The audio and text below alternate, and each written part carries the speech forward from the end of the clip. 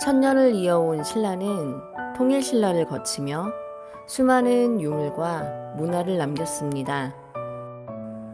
예술적 감각과 함께 찬란하게 빛나는 신라시대를 한 곳에서 만나보실 수 있는데요. 신라 천년의 역사와 문화를 동시에 만날 수 있는 국립경주박물관이 바로 그곳입니다. 국립경주박물관을 통해 신라 천년의 역사 속으로 함께 떠나보겠습니다.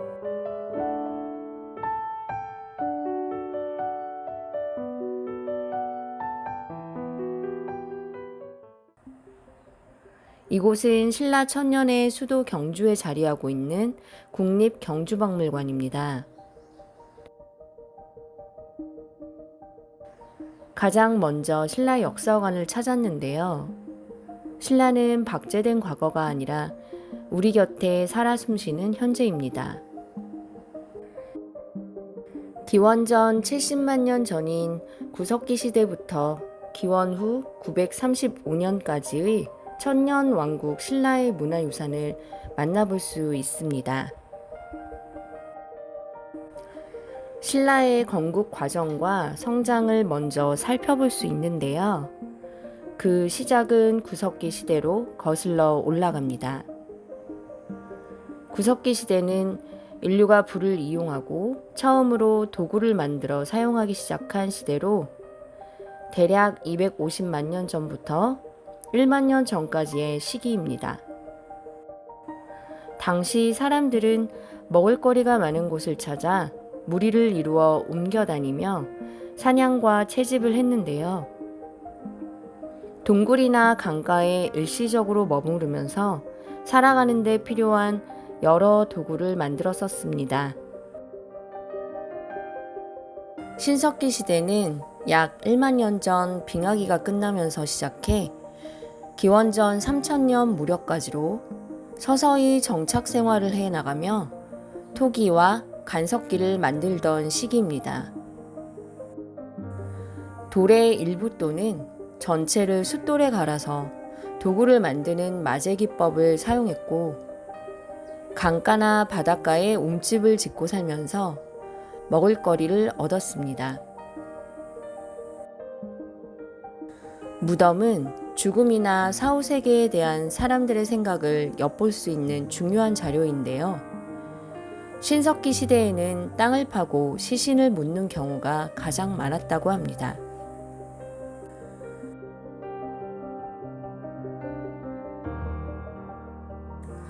토기는 약 1만 년 전 진흙을 불에 구우면 단단해진다는 화학적 변화를 깨닫고 만든 인류 최초의 발명품으로 무엇을 담는 그릇 이상의 의미를 지니고 있습니다.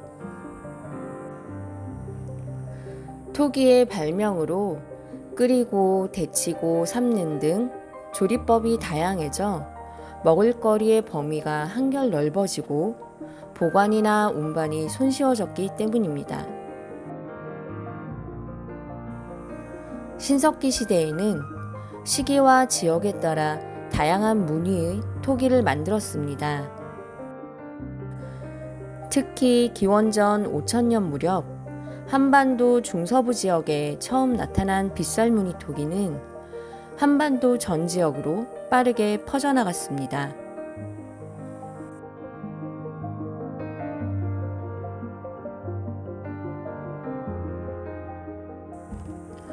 계속해서 기원전 15세기 무렵에 시작한 청동기 시대로 이어집니다.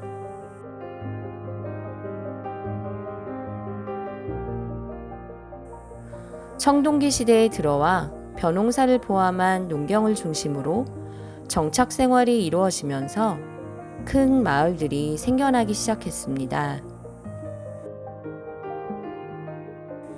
청동기 시대의 대표적인 농경 도구로는 곡물을 거두는 데 쓰던 돌락과 반달 돌칼이 있습니다.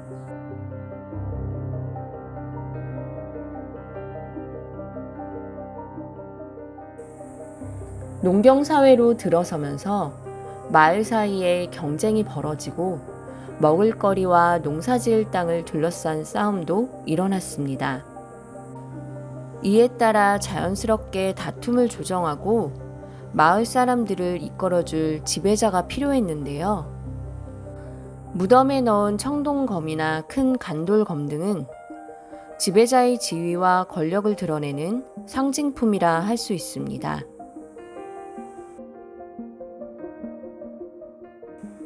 삼국사기에 따르면 신라는 기원전 57년에 세워졌다고 합니다.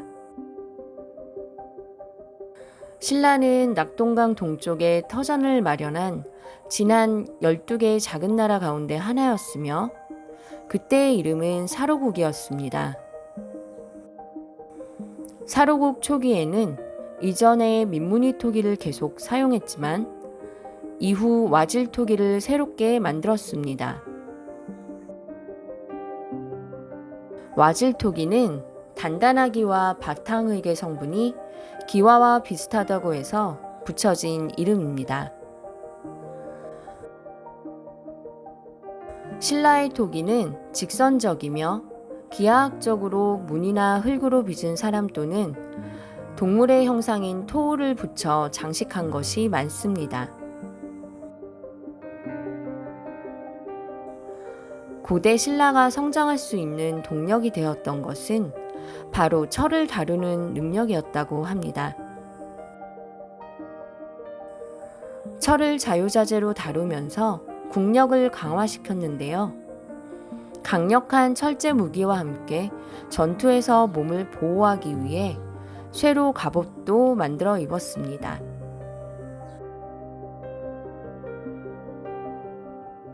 전쟁과 일상에 쓰였던 신라의 철제 유물들도 만나볼 수 있습니다.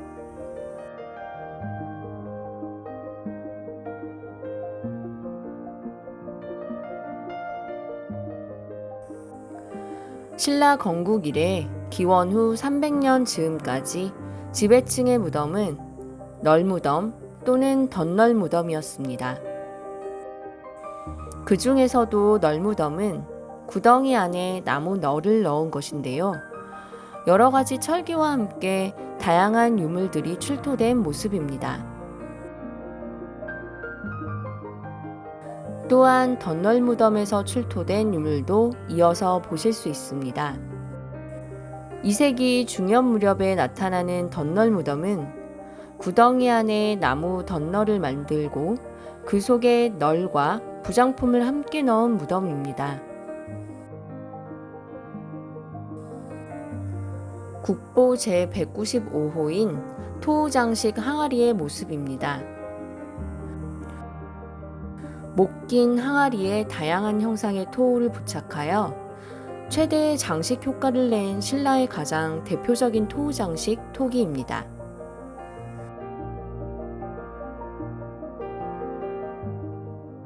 중국 역사서인 삼국지에 따르면 사만 사람들은 금과 은이 아닌 옥을 보물로 여겨 이를 옷에 장식하거나 목이나 귀에 걸었다는 기록이 있다고 합니다. 사로국 지배층의 무덤에서 나오는 장신구는 이 기록을 뒷받침하듯 모두 옥으로 이루어졌습니다.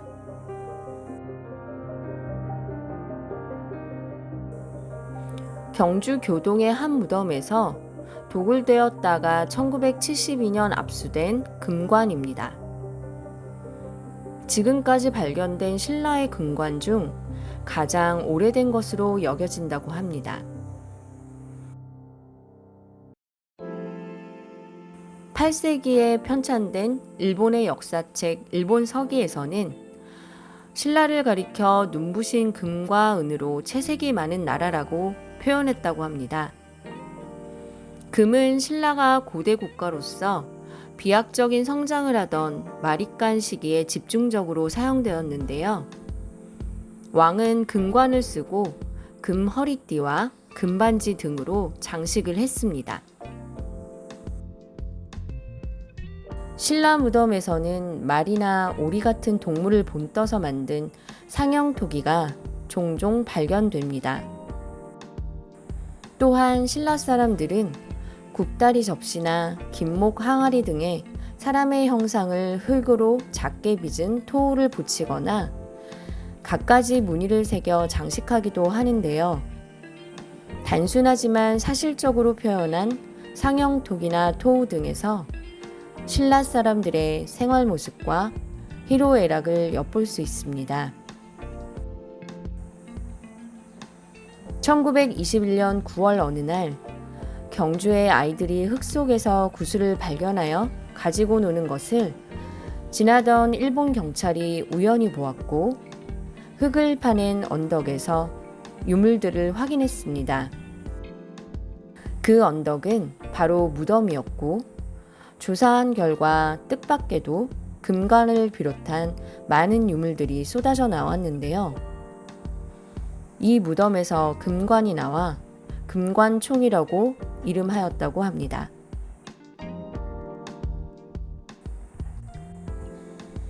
금관총에 묻힌 이는 머리에 금관을 쓰고 귀걸이, 목걸이, 허리띠, 팔찌, 반지 등을 차고 있었습니다.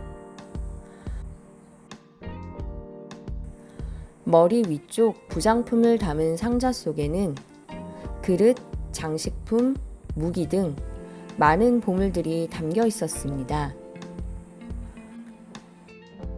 국보 제87호인 관꾸미개는 일반적으로 고깔 형태의 관 정면에 있는 포켓에 끼워 쓰는 것인데요.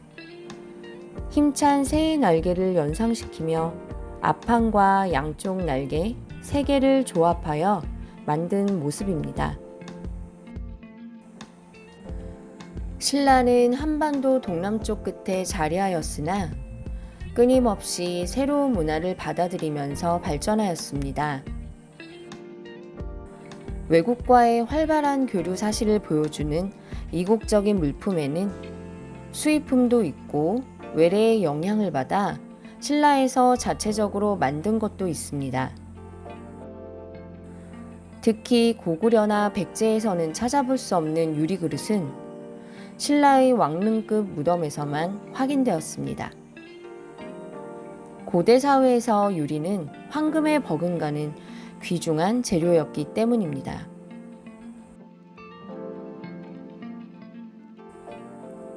황남대총은 2개의 무덤이 남북으로 길게 맞닿아 있는 무덤인데요. 남쪽엔 남자, 북쪽엔 여자의 무덤이라고 합니다.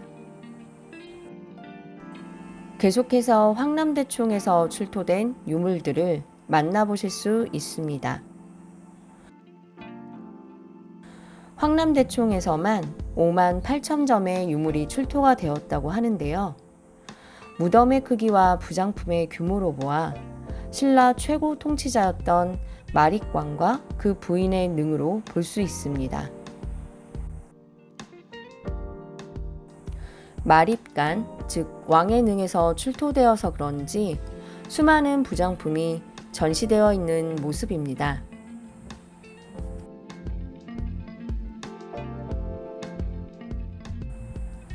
경주의 중심지에는 작은 산봉우리처럼 보이는 큰 무덤들이 있습니다.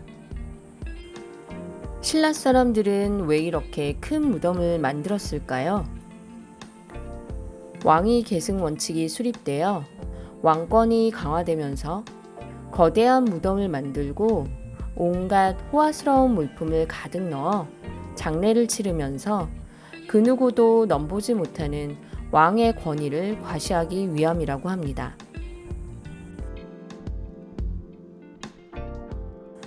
신라의 금관 중 가장 화려하고 아름답다고 평가되는 천마총의 금관입니다.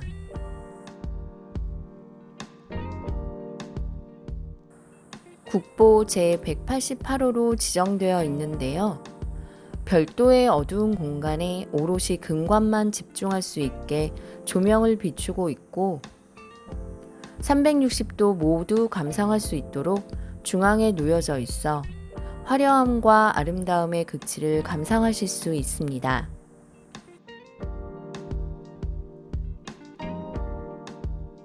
계속해서 천마총에서 출토된 유물들을 만나볼 수 있습니다. 1970년대에 들어와 나라에서는 대릉원을 조성하여 역사 관광 자원으로 활용하고자 신라의 무덤을 발굴하기로 하였습니다.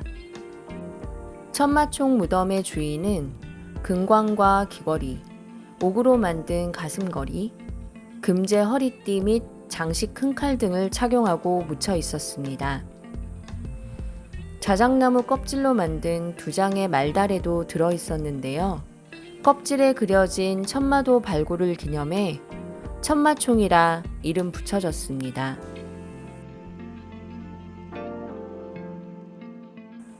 팔찌는 귀걸이와 함께 인류가 사용한 장신구 가운데 가장 오래된 것입니다. 반지는 한 점에서 여러 점까지 출토되며 때로는 주인의 10손가락에 모두 끼운 예도 있다고 합니다. 신라의 귀걸이는 매우 정교하고 화려해서 신라 사람들의 미적 감각과 수준 높은 금세공 기술을 잘 보여줍니다.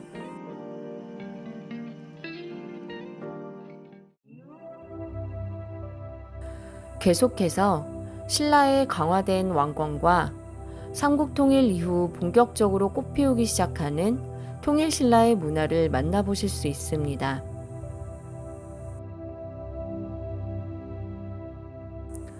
(503년) 마리까는 나라의 이름을 덕없이 나날이 새로워지고 사방을 아우른다는 뜻의 신라로 정하고 신라 최고 통치자의 호칭도 마리깐에서 왕으로 바꾸었습니다.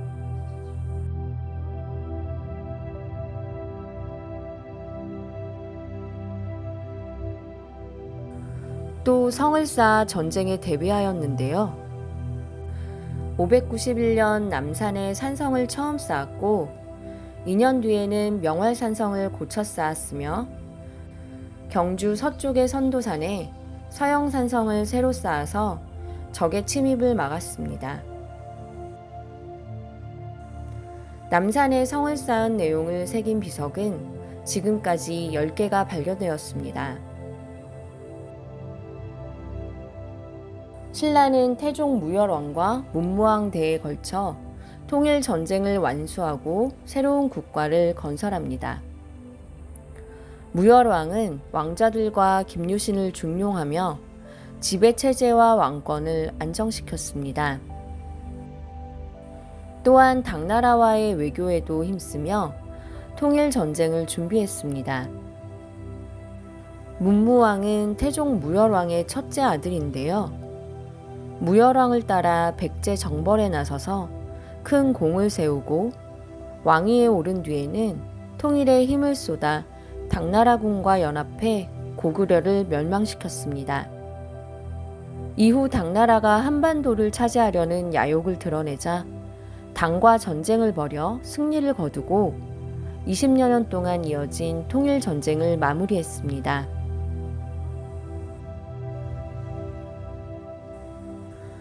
곱들로 12지상 가운데 돼지를 묘사한 것으로 김유신 묘라고 전해오는 무덤에서 출토된 것입니다.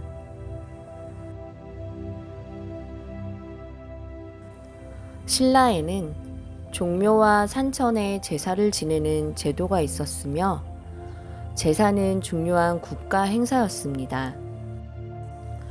제사는 왕권의 정당성을 드러내고 호국 산신에게 나라의 무사 평안을 기원하며 풍요와 번영을 비는 것이었습니다. 통일신라의 문화는 정치가 안정되고 왕권이 강화됨에 따라 한층 발전했습니다. 왕릉은 당나라의 능원제도를 받아들여 석인상과 사자상 등의 성물로 정성 들여 꾸몄습니다. 사자는 백수의 왕으로 신성함과 절대적인 힘 그리고 위엄을 나타냅니다. 불교 조각은 신라인의 미의식에 당나라 양식을 더한 독창적이고 비례가 훌륭한 작품들이 많이 만들어졌습니다.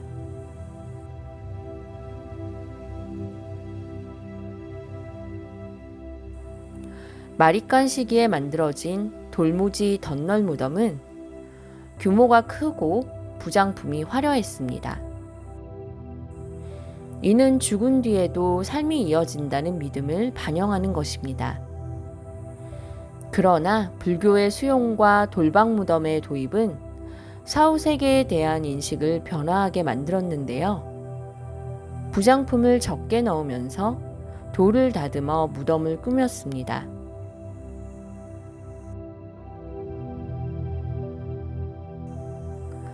통일신라 때에는 불교의 영향으로 주검을 불에 태워 장례 치르는 화장이 유행했는데요.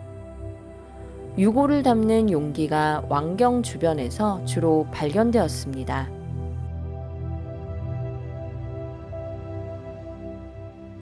신라의 미소라고 불리는 얼굴무늬 수막새입니다. 보물 2010호로 지정되어 있는 얼굴무늬 수막새는 오른쪽 하단부가 결실되었으나 이마와 눈, 오똑한 코, 잔잔한 미소와 두 뺨의 턱선이 조화에 이르기까지 높은 예술적 경지를 보여주고 있습니다. 지금까지 유일하게 알려진 손으로 빚은 얼굴무늬 수막새이자 신라인의 소박하면서도 인간적인 면모를 담아낸 작품입니다.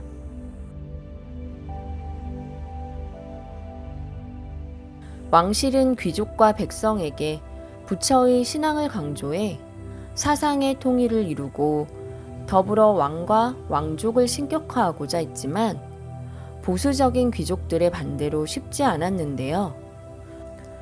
528년에야 2차 돈의 순교를 계기로 법흥왕이 불교를 공인했습니다.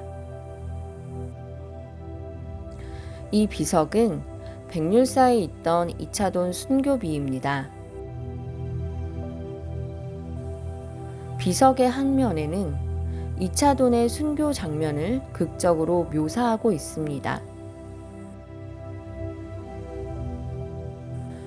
9세기 말 신라 왕실은 귀족과 백성을 통제할 수 없는 상황에 이르렀고 나라는 빠르게 기울어가 천년에 걸쳐 번성하던 신라는 역사 속으로 사라졌습니다.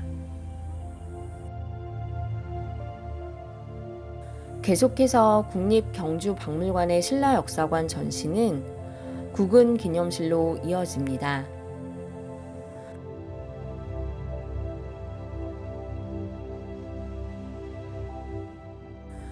국은 기념실은 평생 동안 수집한 문화재 666점을 기증한 국은 이양선 박사의 숭고한 뜻을 기리기 위하여 마련된 전시실입니다.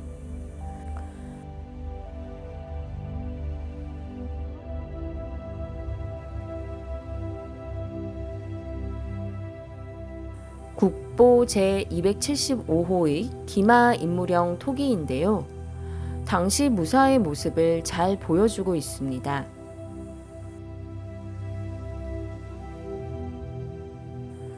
토기를 비롯하여 금속공예 유물까지 다양한 유물을 만나보실 수 있는데요. 이양선 박사는 문화재는 재화적인 가치로만 생각할 수 없으며 개인의 것이 아니라 민족의 문화유산이다. 이를 영구히 보존하고 연구하여 민족의 전통과 예지를 여기서 찾아내야 한다라는 소신으로 문화재를 기증하였다고 합니다. 지금까지 국립경주박물관의 신라 역사관을 둘러보았는데요. 야외에도 전시는 계속 이어집니다.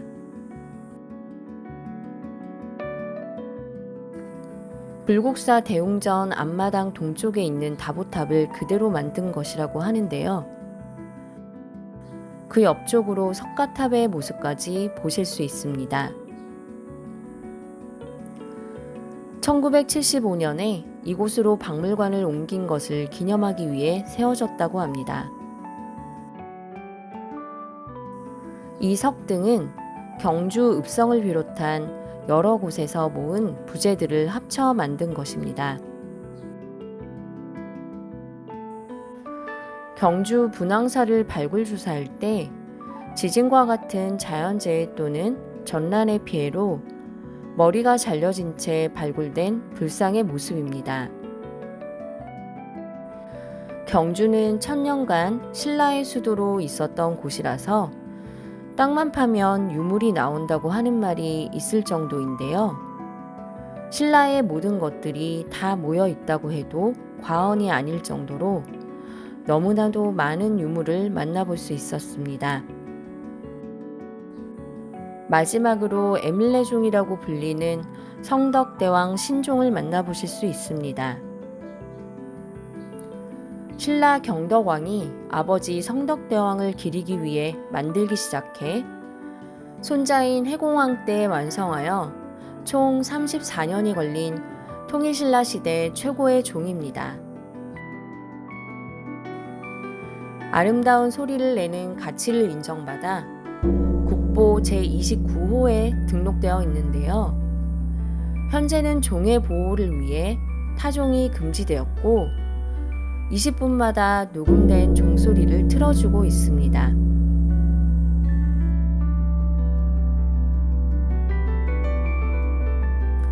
신라시대의 사람들의 삶이 녹아있는 유물과 함께 신라의 모든 것들이 다 모여 있다고 해도 과언이 아닐 정도로 다양하고 다채로운 전시품을 감상할 수 있었습니다.